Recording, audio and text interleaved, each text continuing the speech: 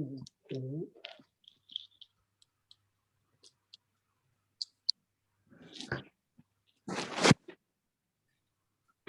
So there are, so all of this is kind of a silly attempt to come to terms with some set theoretic aspects of Langland's program. So far only very, very elementary aspects. So the first part is kind of the Billian Langland's, the geometric class field theory. Then the second part is loop Grassmannians, the non-abelian objects. And then I briefly mentioned vertex operators or algebras. And okay, let's go to the notation. So if I have y inside of x, I will denote by y hat the formal neighborhood and by y tilde the punctured formal neighborhood where one removes y. So next, for a curve over a commutative ring K, one defines the moduli of compactly supported GM bundles over a curve C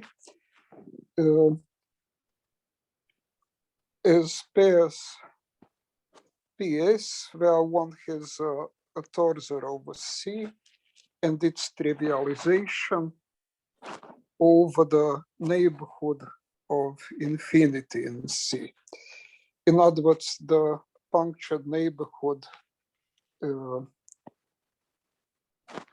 the boundary del C of C in some compactification C bar. So then we will use the Cartier duality denoted by D for commutative semigroup objects. So it is the inner form from semigroup A to semigroup GM bar, which is A1, but with multiplication. And when A is a group, this is the usual Cartier dual, maps into the group. And this duality exchanges integers and multiplicative group, or in semigroups, natural numbers and GM bar. And it has the property that functions on the dual are the dual of functions, sort of distributions on A. Also, a little bit more notation. So by O, I will often denote the Taylor power series, and by K, the field of Laurent power series. Then for a group G with index O will be entries of G in Taylor series. So this will be the maps from the formal disk into the group G. So D will denote the formal disk, say the formal neighborhood of 0 inside of A1. So Taylor series are functions on the disk, and Laurent series are functions on the punctured disk, where one removes 0. Okay, so F is equal to A, yeah.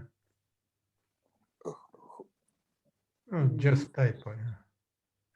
Yes, I don't see it yet, but Yeah, okay. So, okay, so these are just loop groups, and the positive part that one could call a disk group, whatever. So this will appear often. So next, the whole thing is going to use the idea of distributions, which will be kind of the same idea as exponential map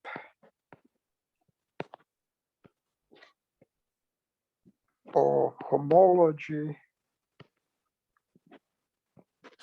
or Abel-Jacobi map in algebraic geometry. So here we will look at multiplicative distributions on curves. And the basic fact due to Contou-Carrere, Andreas Hayash and Justin Campbell, me, and still not complete, is that if C is a smooth curve, then this moduli that we just introduced of compactly supported GM bundles has the following two roles. It is the commutative group object in algebraic geometry over K, freely generated by C. As such, I denoted AC, the abelian object from C. Or you could think of it as invertible functions on C, and then you take Cartier dual, whatever you get. More correctly, you should take the derived invertible function. So you get the Cartier dual of derived invertible functions, and the way, and I will think of these as multiplicative distributions, because what are distributions on M? These are, say, the dual of functions. But now we are taking multiplicative functions, the invertible functions, and we are taking Cartier dual rather than a vector space dual. So, moreover, if you think of the map from C to the commutative group it generates, this is the Abel-Jacobi map, which sends a point P, C, to the line bundle, which is obtained by modifying functions at a point P. So this is the ideal of the point P. And there is one here, which is the, remember that we want something compactly supported, so we need a trivialization at infinity. So it is trivialization at infinity of the curve. And of course, this line bundle is just functions away from the point. So at infinity, section, trivial section 1. Okay, so once we think of this construction A of C as distributions, then this map is just the multiplicative delta distribution at the point P. Does it make sense so far? Actually, it's not clear where are you heading to, so then you know it's... Yes, okay, very good. Dry. So let me try to say it like this, that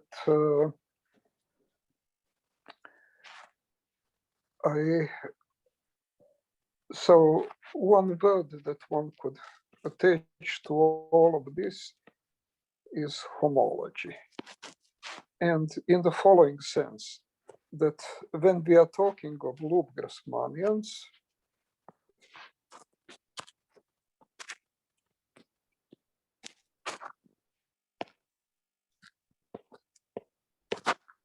I will denote it by script G, loop Grassmannian of the group G. So in our notation so far, it is loop group divided by the disk group. So the natural point of view, or the point of view which is used usually, is that these are this construction of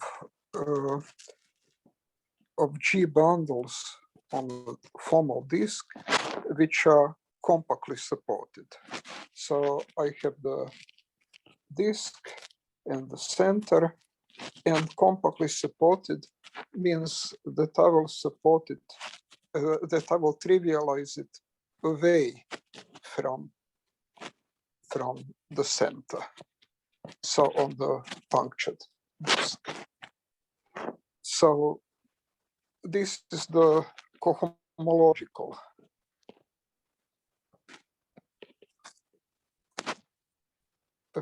view on loop Grassmannians, and it's homological. because we are taking G bundles, so it's the first cohomology. Oh, okay. Mm-hmm. So this is H1 compactly supported on the disk of the group. So that's with the value in the group, right? Yeah, Yes. but that's the only way to give a meaning to non-abelian cohomology, so that's okay. So now you are talking about the semi-groups. You are considering now replacing the group by semi-groups. So far we are working with groups. Semi-groups appear only marginally where one extends the Cartier duality to semi-groups. But G is a group, or reductive group. So therefore, loop Grassmannians are defined as a homogeneous space, but the useful point of view is that they are cohomological objects. This is how one uses them in language. Okay. So now the question today is to reinterpret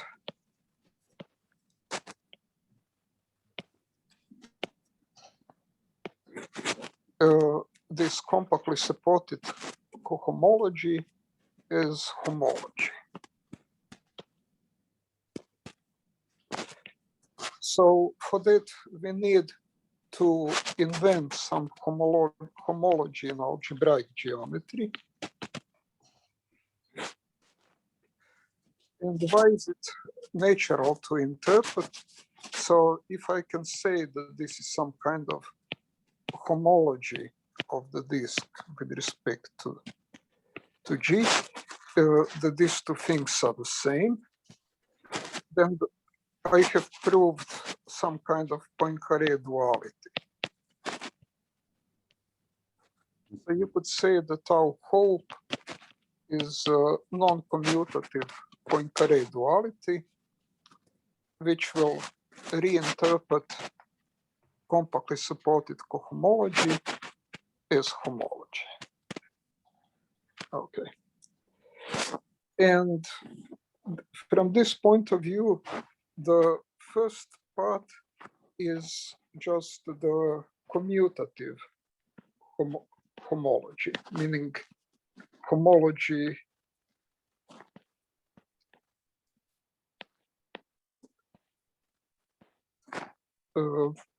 with values in integers, say.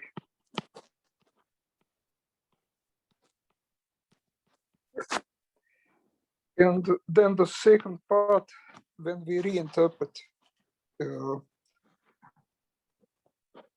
loop Grassmannians as some kind of homology, then it will be non-commutative homology. But there is nothing very deep. And so our basic goal is therefore to reinterpret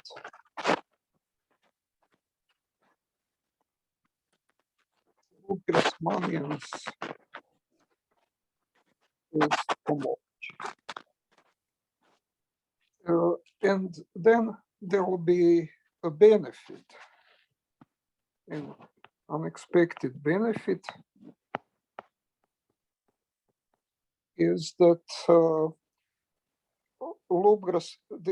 this will generalize loop Grassmannians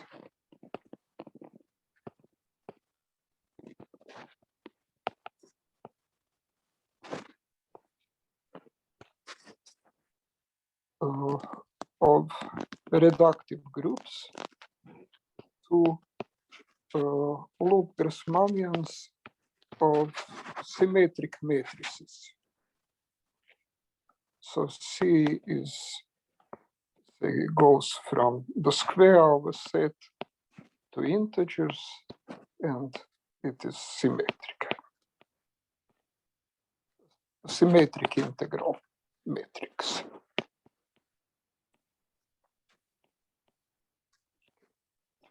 So from cohomology point of view, this is not obvious, and I still don't understand it. But from homology point of view, it will be fairly simple, fairly natural. Okay, did it explain where I'm trying to get to? Yeah, thank you.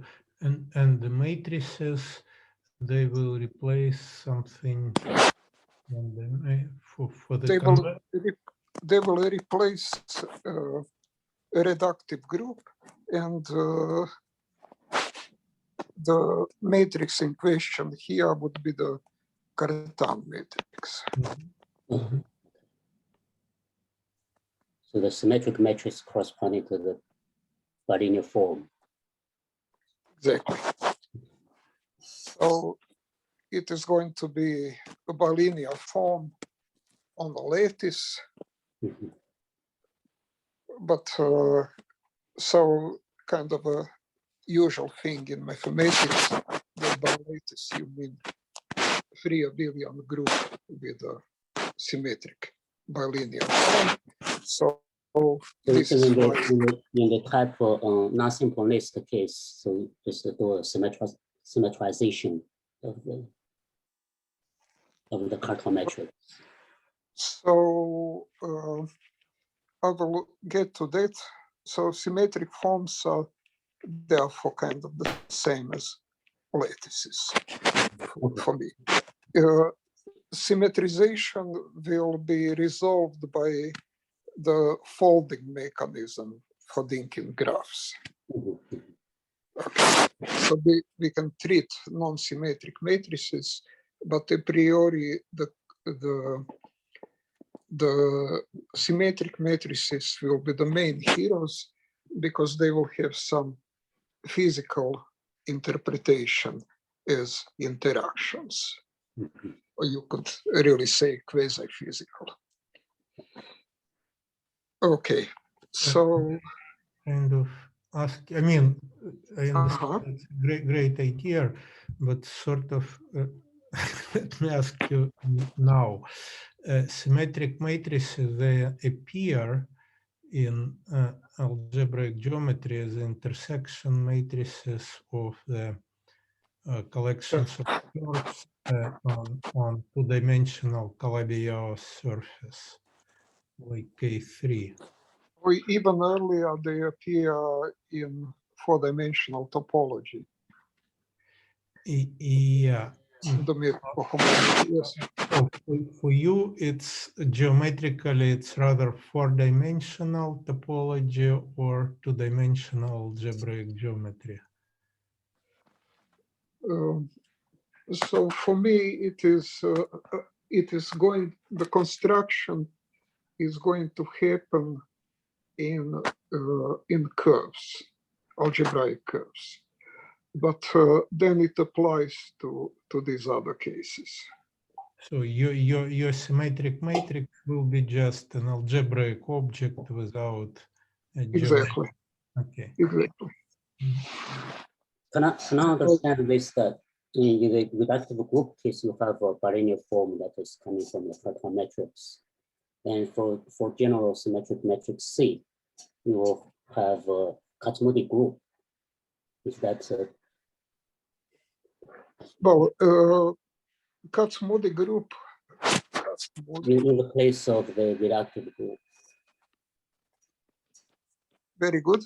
So Kac-Moody, these are kind of special matrices.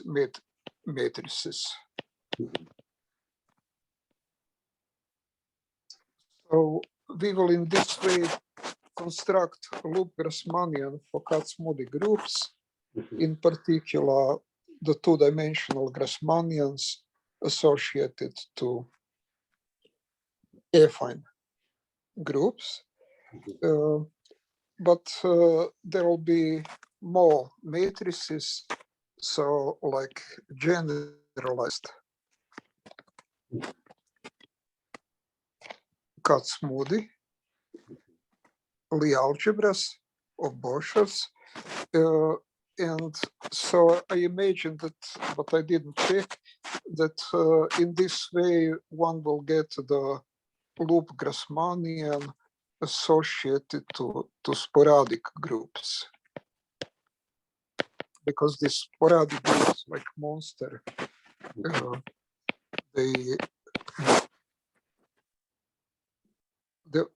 they have certain vertex algebras and Lie algebras and so on. So, for instance, Monster is related to the Leach lattice. So the idea is that in that case, one starts with a Leach lattice as a symmetric matrix in some basis. Okay. So the idea that there should be some kind of homological interpretation of loop Grassmannians comes for me from this geometric class field theory. So this is why I'm starting with that. Okay. So therefore, what are we going to do? We are going to look at the curve and compactly supported line bundles there, and we will interpret them in two ways: as a group generated by curve, or as the dual of functions. So in other words, as distributions. So why do we do that? Because this point of view that this commutative group object is kind of homology, because homology in topology is the group, abelian group object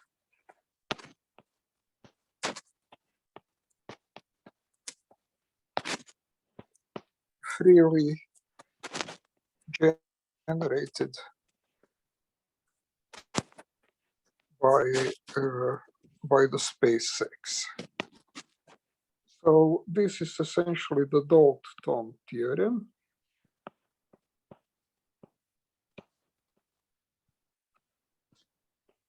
Okay, though the statement of the theorem is more technical and because no one has bothered to put in some technicalities needed to make this kind of statement, but it is a well-known principle that homology is the abelian group generated by space. So, for instance,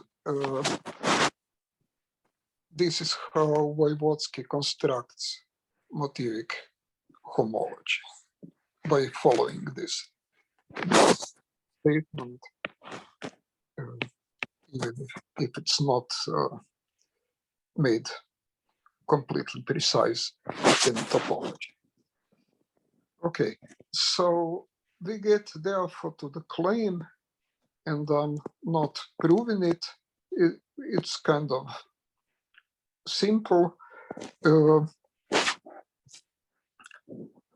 That the moduli of compactly supported GM bundles can be viewed as homology in algebraic geometry, homology of the curve. So this is where the where my terminology of homology comes from. Okay, and towards the proof, let me say that if I want to create from a curve not a group but a semi-group, so I freely generate a semi-group, I get the Hilbert scheme of points. So this is the union of symmetric powers because we are looking at a smooth curve. Okay. So then to get a group, one just needs to invert a little bit from a semi-group, and this statement is kind of easy to prove without any knowledge. So again, how is this semi-group the symmetric powers?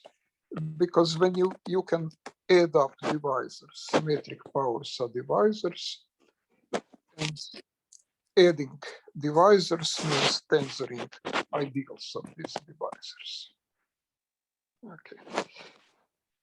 So here are some unimportant remarks that the difficulties appear at the boundary of an open curve, and in particular in the case when the curve is a formal disk or a punctured disk, and this is due to Contou-Carrere. So Andreas is my graduate student and Justin is at Caltech. Okay, so here again, I want to say that this operation of creating from a curve the abelian group it generates, I want to extend it from curves to all schemes. And I can call it, say, inner homology. I could do that, which I can't, because in the sense that it's a homology of schemes, which again takes values in schemes and other algebra geometric objects. So the wish is really to construct this homology in schemes. Okay, so the functor from C to AC is a covariance. AC is covariant since it is like homology. Yeah, you just generate something, I see. Okay, so the equality of 2 points here, 1 and 2, means that the group generated by C is the dual of invertible function. It's the duality of this new homology with a multiplicative cohomology.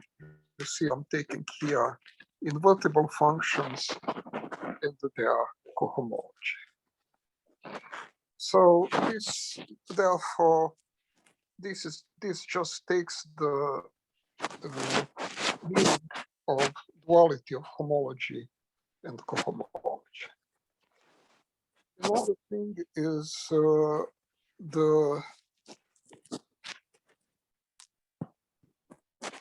we have here that our homology is AC is identified with compactly supported cohomology. So this is again, as I said, Poincaré duality for this new homology. So you see, there is no new homology theory. It exists so far only for curves, so it's not so strange that I can prove various things like Poincaré duality.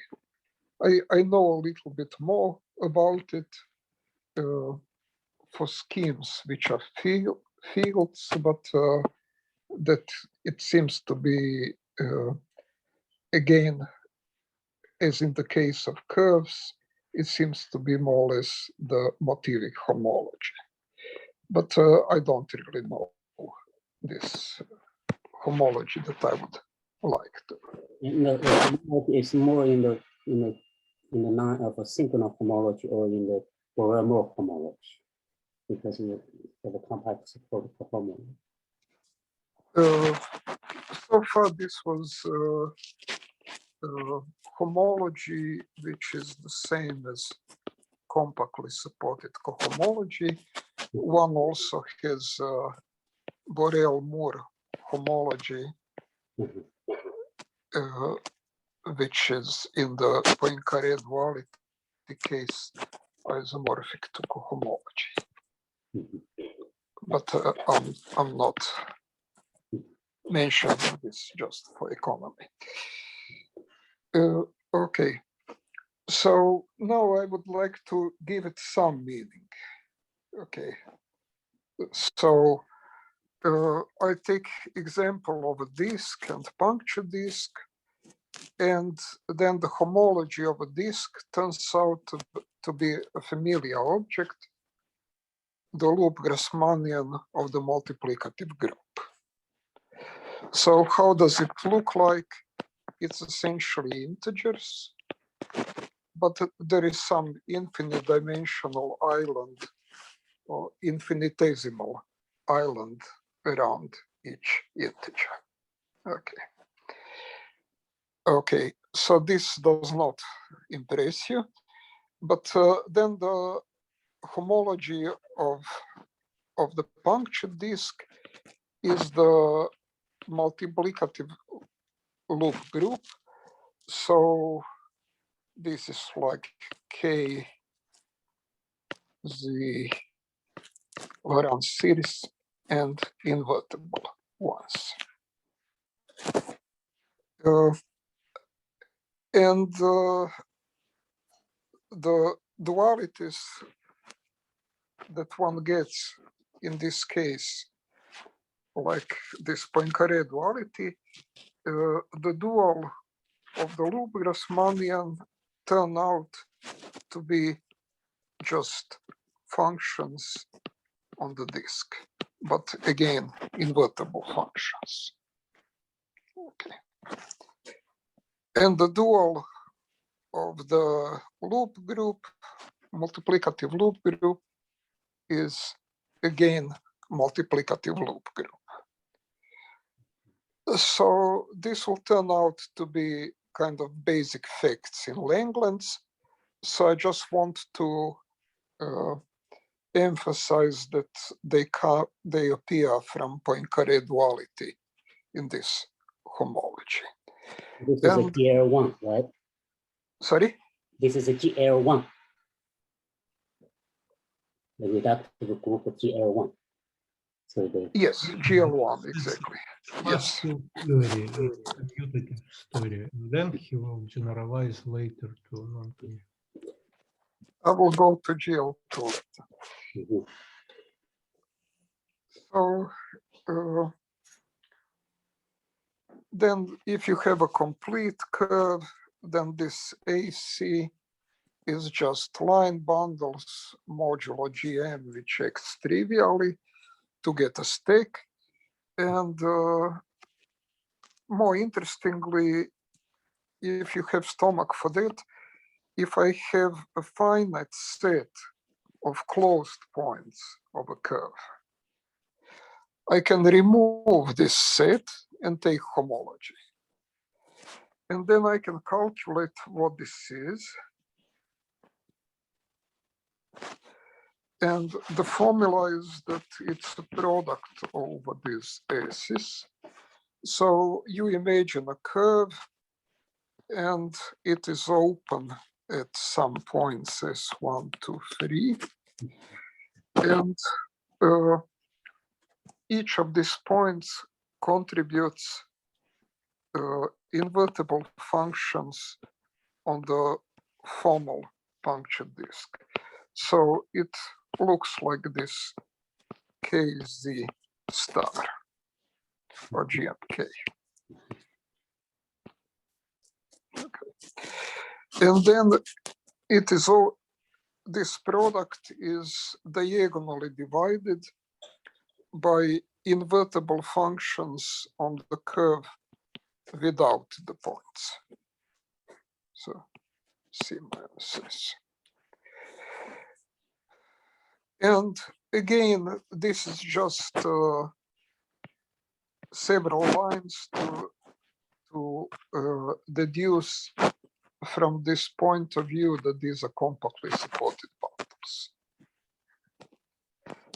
The idea is that compactly supported bundle on an open curve is trivial, and then the only data that appear is the compact support, in other words, the trivialization.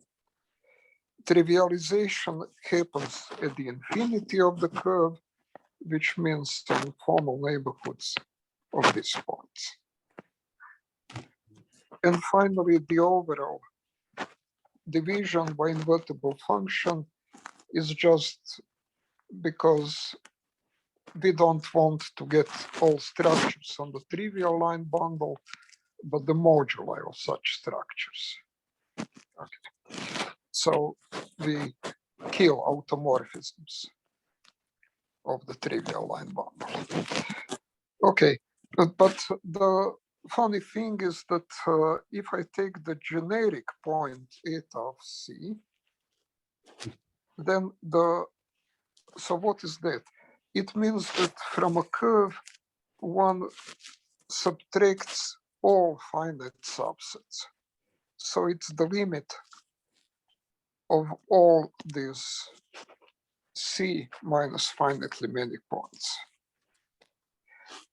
And when you pass to the limit, the point is that you get the ideal class group for the field of rational functions.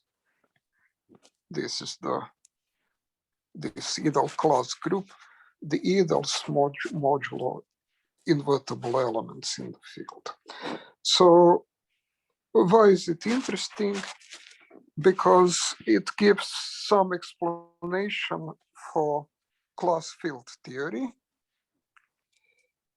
In class field theory, the main theorem is that when you have a Galois extension, Galois cohomology of something is essentially Galois cohomology of integers. And then this describes abelian Galois group, this isomorphism. So the module for the Galois group is usually described differently for local fields and for global fields. Local like p-adics and global like rational numbers. But now in positive characteristics, we can describe this module as the homology in terms of in this algebraic geometry of the field L. So it gives some uniform view on local class field theory. And so my thankfully last remark in this direction is that we see that the class field theory studies multiplicative distributions, meaning the ones which use C star, not C. On the other hand, physics also studies distributions. They are basic object of fields, which is something like functions, and then the observables. And this is the dual of fields. So it's essentially the dual of functions. And then you can see in various presentations of quantum field theory that really distributions are the basic objects. And so here there is therefore the coincidence that both interested in distributions, though the number theory uses multiplicative distributions and physics uses additive distributions. However, I hope to see that that there are more precise relations with of number theory and conformal field theory, which is essentially Vertex algebras. But this idea, No, it's not a question, it's rather the suggestion about organization. I see that you are kind of on the page 4 out of 16. So maybe you can... Yes, so then I'll see how much, yes. Okay, so I will speed it up. So this is the main chapter now, and it's homological construction of Grasmanians. And the idea is that we will construct a loop Grasmanian by colliding many projective lines. The rules of collision will come from a Cartan matrix via the formalism of local projective spaces. So I can maybe skip this formalism and just say that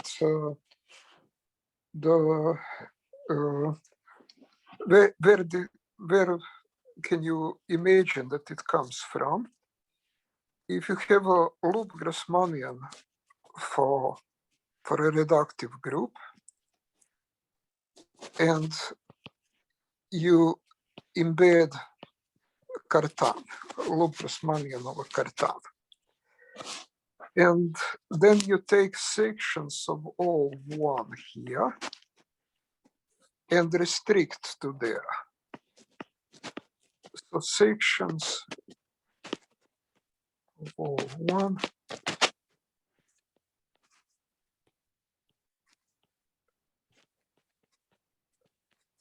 are going to be, so this is an observation maybe of Zoo, though it is implicit in Frenkel, Katz, Siegel. So here is a conundrum. Why is it that the reductive group doesn't see more than the Cartan? And the explanation here is that the reductive group is some kind of distributions. Sorry, Grasmanian for a reductive group is some kind of distributions on the Grasmanova Cartan. So, therefore, this Grasmanian of a reductive group is in some sense going to be generated by this Grasmanian of Cartan. And so in the sense, therefore, the reductive group kind of does not exist. It is a little cloud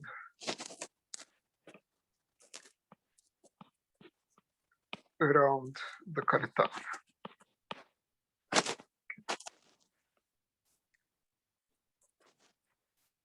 So how does and what we will do here is we will explicitly reconstruct cloud. So we reconstruct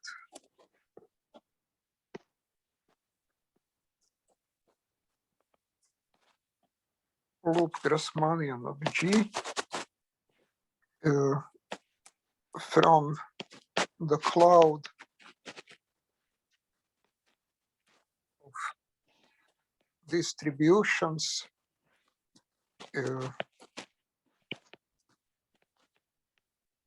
on the loop Grassmannian of T.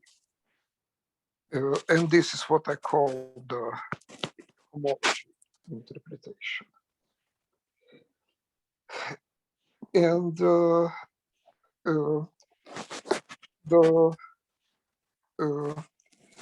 basic idea, I'll just try to give this basic idea, is that I will think of a semi-simple group as a system of particles. How do I do that? So semi-simple group G, and let's say that it is the simplest possible situation. It's simply connected, it's simply laced. So it corresponds to system of simple roots indexed by I, and there is a Cartan matrix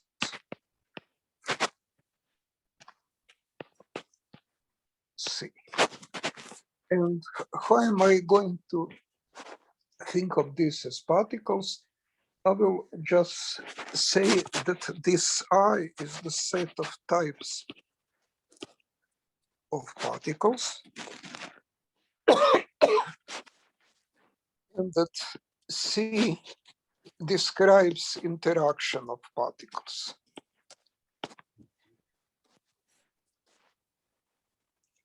To make this mathematics,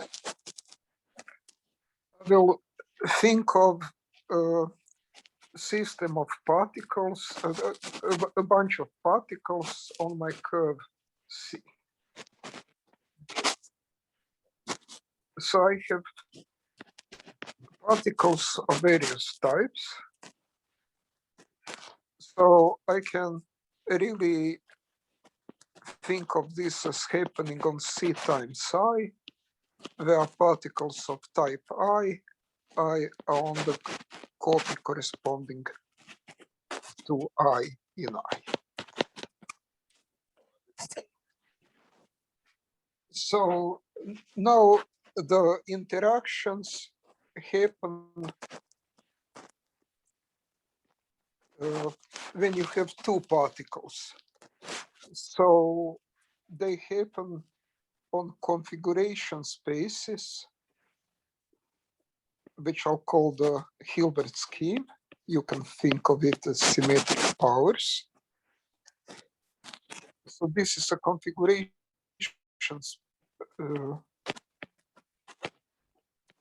space for particles of these types being distributed over the curve C. Colored Hilbert scheme. This I plays a role. Oh. So it's really a Hilbert scheme of the curve to the ith power, because to choose a finite subscheme of a union, you just need to choose a finite subscheme in each component. And Hilbert scheme of one curve, these are divisors of union of divisors of degree n, and these divisors of degree n, they are symmetrized nth power of C. So if you have particles of type A, then their configuration space is not C to the n, but it is C symmetrized version, because you cannot distinguish between these particles of the same type. Does that answer the question?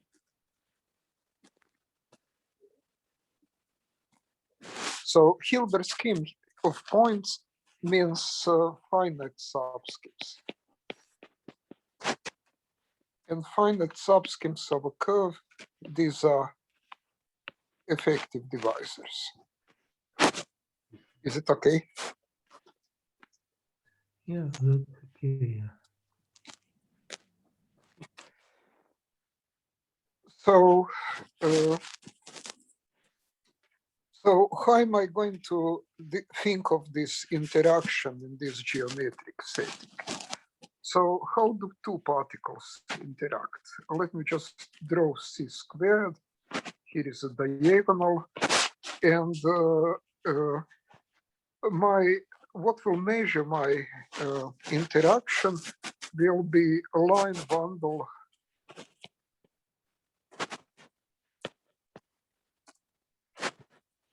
L on the Hilbert scheme where all interactions appear. And so what is it going to be? So roughly when you have some diagonals, delta ij, where the ith scheme and jth scheme have interactions. Sorry, intersections. So there are these diagonals. And then you will take a divisor, which is all these diagonals taken with multiplicities from a Cartan matrix. So I'm not doing kind of anything unusual. Just imagine that inside of the nth power of a curve, I'm taking the diagonal divisor and maybe with some multiplicities. And the idea of this is that my line bundle is going to be modification of the trivial line bundle along this divisor. So,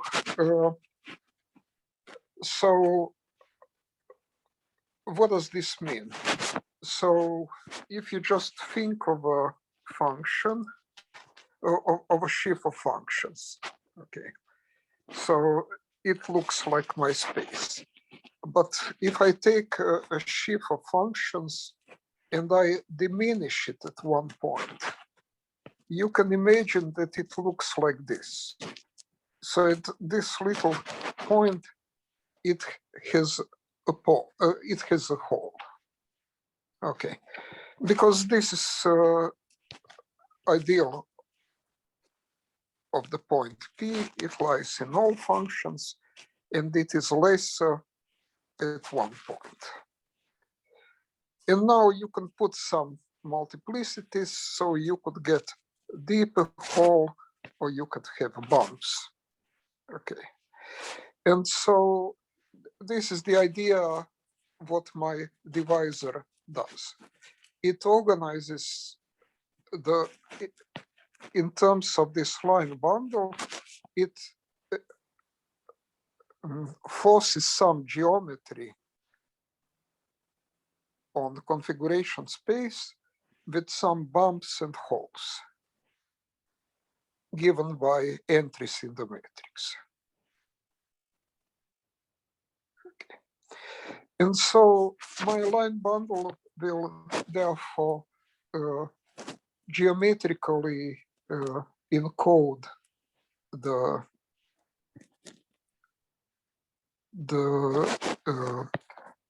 Cartan matrix. Any questions about that? Yeah, it's somehow all resemble this Belenson-Drinfeld-Grassmannian. Yeah, because you have collection of points which interact, they can kind Yes. of collide, and yeah. Okay. Factorization system, something like that. So it's exactly like that. So the points interact here as described by the line bundle, and it will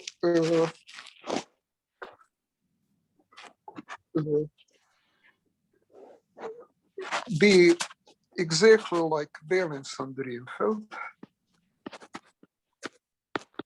They have a notion of factorization spaces.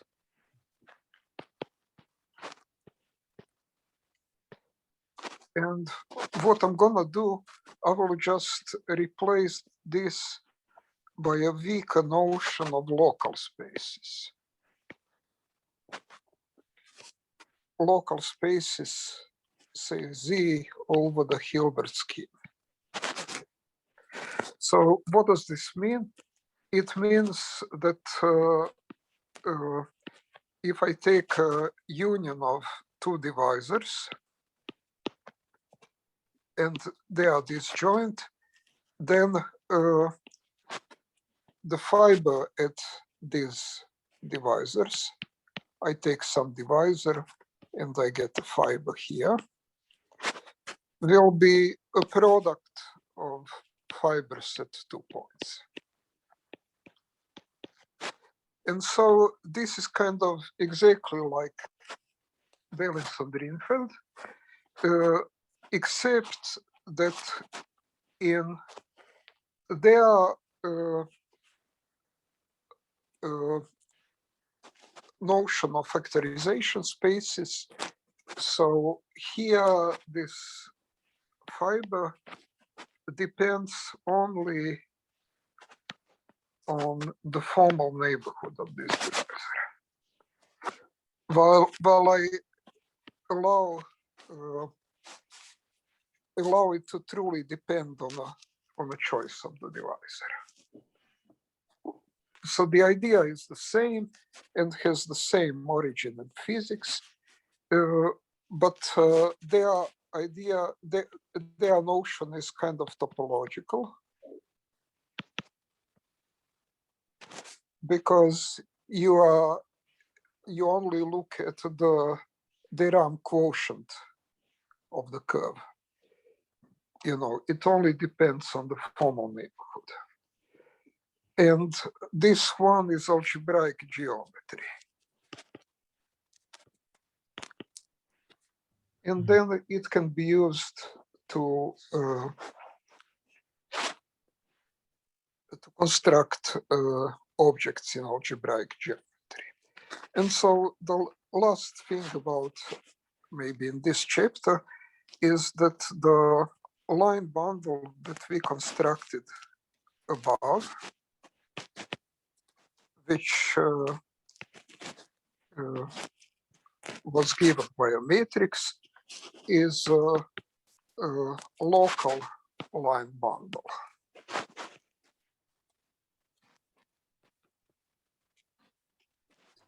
So what it means is that it is compatible with disjoint unions. So it means kind of the same as above. But now we don't have a product, but a tensor product because we are in linear algebra. And therefore, when we encode a reductive group by a Cartan matrix, we encode it by a local line bundle. And this allows us to construct something called Zastava space. And I will not explain it, but it comes from the line bundle, which is structure shifted by Cartan matrix. And so it really depends only on this matrix. And we can forget that it was a Cartan matrix and use any matrix. Okay. Then once one constructs this Zastava space, this is kind of a standard thing in Lagrange geometry. Then one can reconstruct the loop Grasmanian out of that by some kind of a limit of Zastava space. Just not to mention details. And then one proves a theorem that if C, so there is a theorem that if the matrix is a Cartan matrix, then the new loop Grassmannian is the same as the old loop Grassmannian of the group, which is just a kind of using fine geometry of loop Grassmannians. And so so the construction is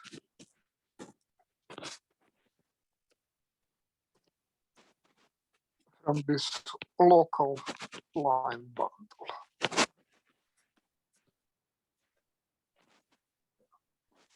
And you can think that it is related to a line bundle of one on the loop Grassmannian of the reductive. And there was this nice thing that the new guy only depended on a symmetric matrix, though we are particularly interested in the case where this matrix of a Dinkin graph. And I mentioned earlier that if you have a Dinkin graph, say maybe something like this, that which is not simply laced, then there is a folding symmetry which starts with the simply laced graph, and this is just a rough kind of a quotient of this situation. And so if you have a matrix with some with some symmetry,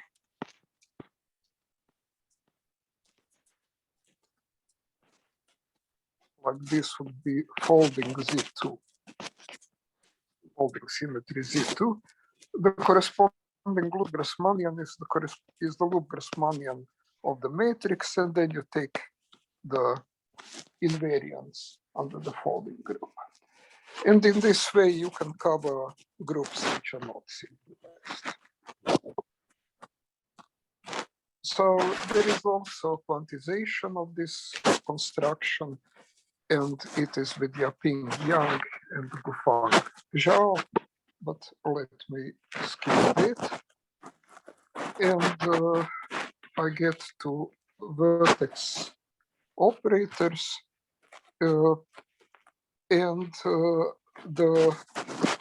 this is related to what I've been saying in the following way. So if you start with the vertex algebra V, you can hope that there is some kind of geometry related to it. And this is known in several cases when the vertex algebra comes from a simple algebra, or when it is Virasoro, or when it is Heidelberg. And these moduli are interesting. In this first case, you get the loop Grassmannian. In the last case, you get the moduli of curves with marked points. So the question is whether one can generalize this to other vertex algebras. This is a very old question. And so the conjecture is that for the class of lattice vertex algebras, and these are associated to symmetric integral matrices, the geometry associated to the vertex algebra is just the loop Grassmannian constructed above.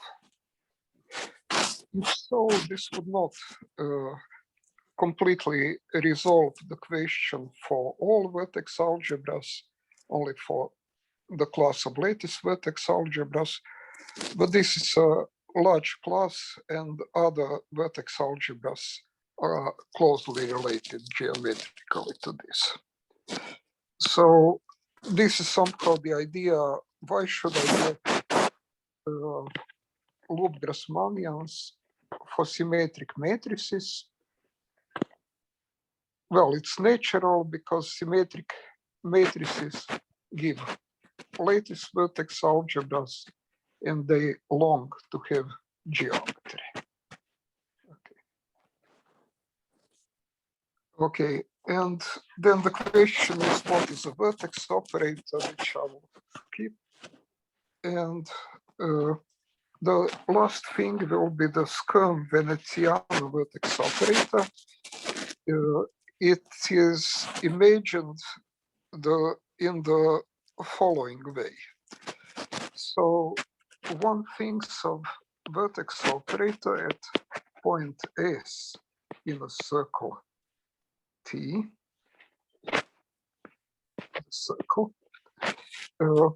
as a loop from T to T, which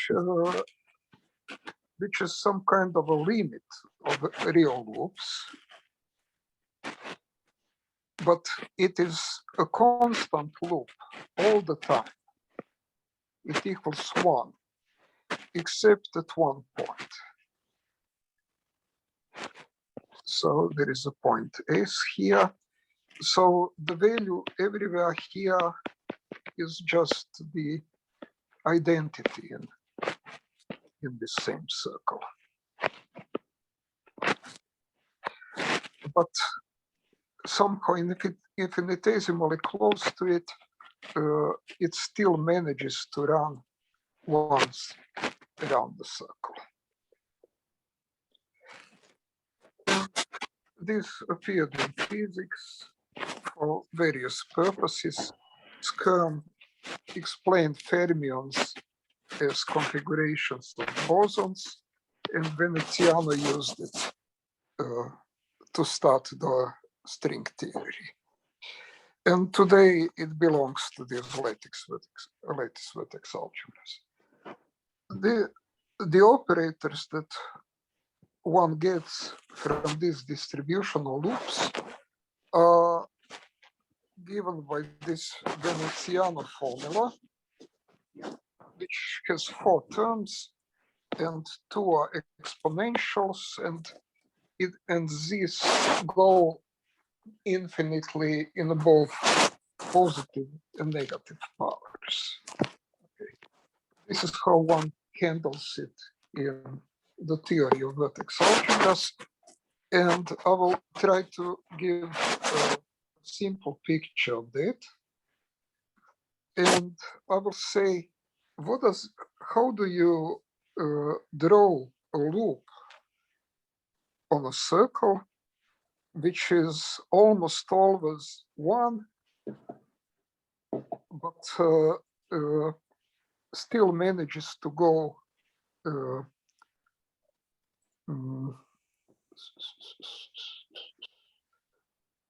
how am I going to do it? Still manages to go once around the circle.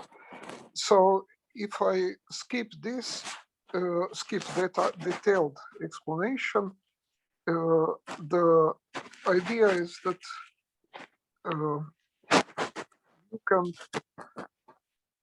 define in analysis this loop operator, this vertex operator is a distributional object, a limit of loops, which approximately have beta and beta behavior. The support is closer and closer to 1 point. But then in geometry, it really does exist in geometry, except that you don't go to the circle,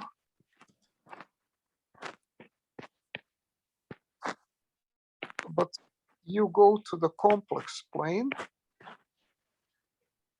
and you divide with positive real numbers. So if I would only take invertible complex numbers, I would really get the circle.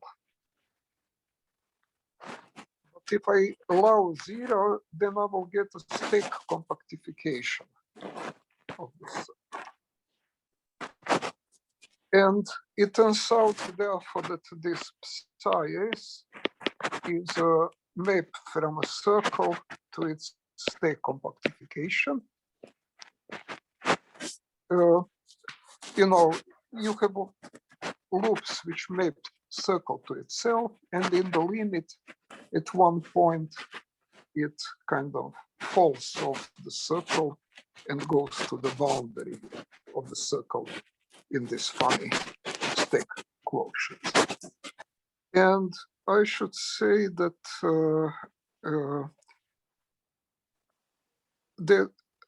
this is really something that already appeared with Drinfeld story of quasi-maps, which are some kind of compactification of maps to flag varieties. So I am imitating this story, and also I am getting precisely a special case when the flag variety is pure. Any questions? So far, so good. Vanya, how much time do you need? 3 minutes or 2 or something. Ah, that's fine. That's fine. So there is another thing that homology of curves had to do with the Abel-Jacobi map, which was the map from a curve to its homology group. And it's the usual other homology, Abel-Jacobi map from algebraic geometry. And then it turns out that if you take the curve to be multiplicative group, that this Abel-Jacobi map at a point S in GM is this vertex operator size. So this is kind of the relation to vertex algebras. So the vertex operators can be seen as geometric objects and even as Abel-Jacobi maps. Okay, thanks for listening to too much stuff. Any questions? Okay, thank you very much. So concerning this vertex operators, vertex algebra story, you're basically speaking about vertex operators on the curves only. And because recently physicists discovered some new type of vertex algebras which kind of appear in a completely different way and which do not look as one dimension, as something sitting on the curve. You know this. I don't know this. So who is this? Yeah. This Gufang and Yaping, they know they know that well. I mean, it's related. It's work of Gayota with different people, mainly with Rabchak, was his student. But these are. I know that they talk about juncture vertex algebras. Yes. This junction type, exactly. Yeah. These vertex algebras are really ordinary vertex algebras for curves. No. Except they are constructed from geometric No. Well, okay. Probably what they call it vertex algebra at the corner, and yes, they are not usual W algebras. They depend on more indices. Like for example, you can have this GLN, and you have a vertex algebra associated with GLN, one index n, and in their story they have three indices, n1, n2, and n3. So they are different. I don't know their geometric construction in the way. So that's why I asked you about this symmetric matrices story, because I believe that this symmetric matrix, which for me it's an indication of a two-dimensional Calabi-Yau category, it should be replaced by three-dimensional Calabi-Yau category. That's geometrically, I don't know how to do this, but it will be some kind of factorization algebra, yeah, but maybe not on the curve.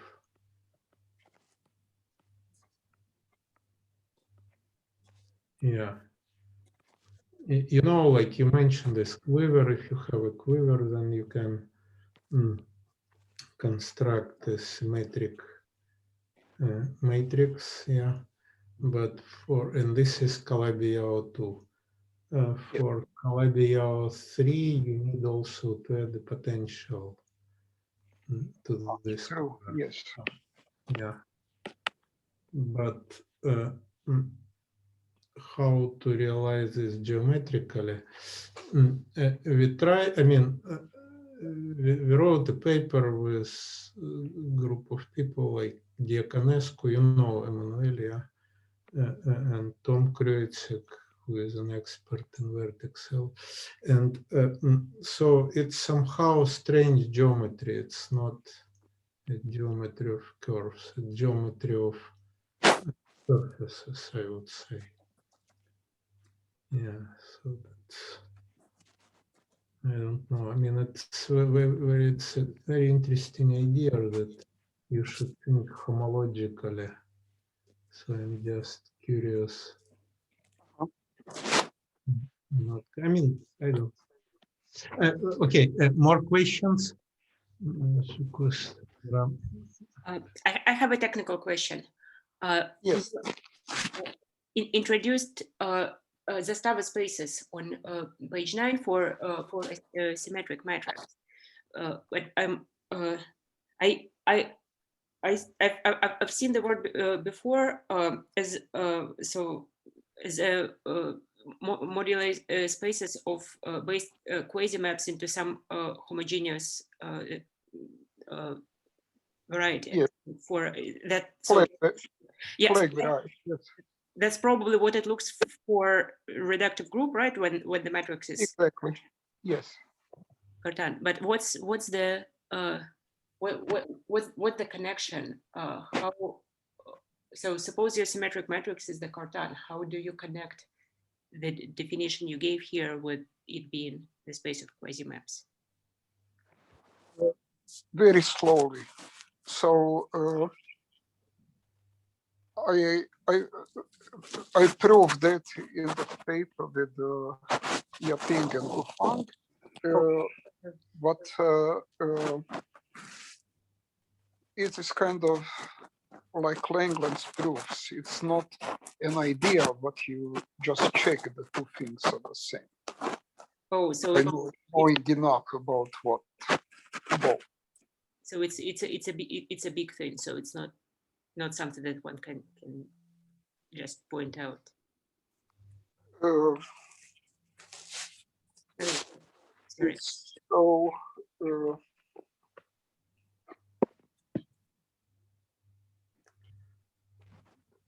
but if it's in your paper, you can just refer to that paper, so the people can look there for the details. So if you yes, we are kind of a little bit over time, so. well, in invitation to give a talk, it said that the length of the talk is up to the speaker. So I took it seriously, which I should have. All right. So that's next time. Yeah. Okay. Great. Invitation. Okay. Length of the talk is up to the speaker. I will remember that. Okay. Okay. Good. Okay. Then go ahead. So then.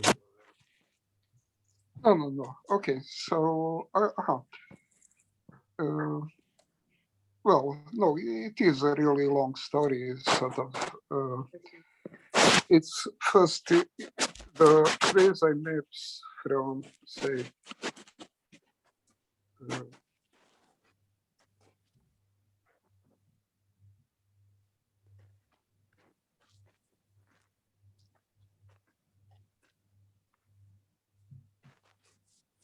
the quasi maps from P1 to flake variety, quasi maps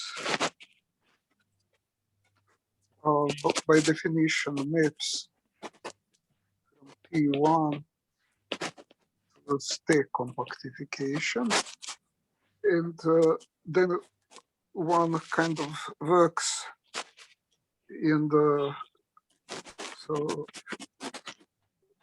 paper by Finkelberg and me, and these are the Zastava spaces essentially, and then one finds that this can be embedded into the Beilinson-Drinfeld Grassmannian of the group. Then you replace this Beilinson-Drinfeld Grassmannian by your version, which depends on the symmetric matrix. Yeah. You can do that but I'm just talking about groups because what's special about the group case is that in the group case, there is a modular interpretation for Zastavas, and this modular interpretation is as quasi-maps. So maps to flag variety. When I do it for any C, there is a Borel, but I don't yet know much about it. So Borel will exist, flag variety will exist, but I haven't tried to study it along the maps. Anyway, once it is in Bayes and Greenfield Grassmannian, then you can connect it to this construction from a local line bundle.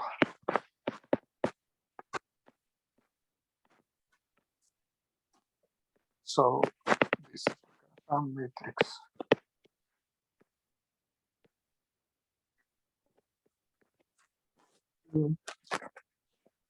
Do you think there is some modular space interpretation for an arbitrary symmetric matrix as well? No. So this is kind of cheating. This is so far,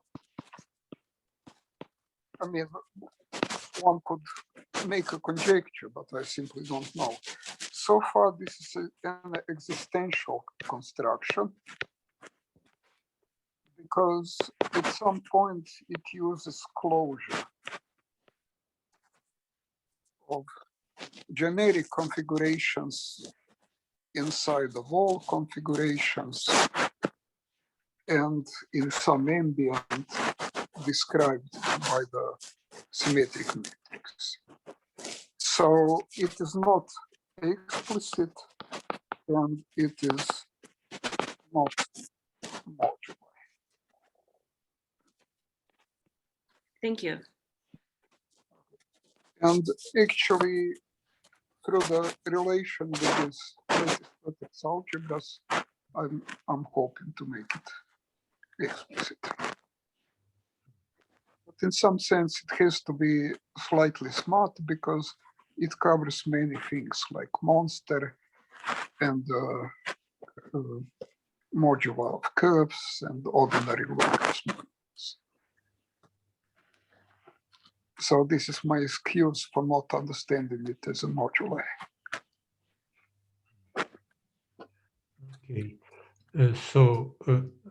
Okay. So it's you're right that the speaker had the right to speak as much as he can, but the organizer had the right to limit the number of questions. So that was the last question. And so let's thank Ivan for the nice talk with several ideas. Okay. And this will be probably the end of the story. So thanks again, Vanya.